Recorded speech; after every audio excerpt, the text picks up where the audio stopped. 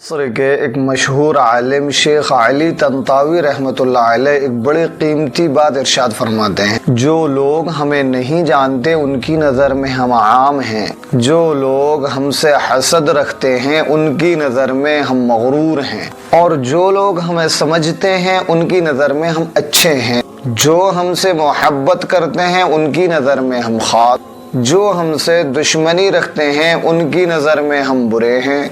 हर शख्स का अपना अपना नज़रिया और देखने का तरीक़ा है, लिहाजा दूसरों की नज़र में अच्छा बनने के लिए अपने आप को मत थकाइए। अल्लाह आपसे राज़ी हो जाए यही आपके लिए काफ़ी है।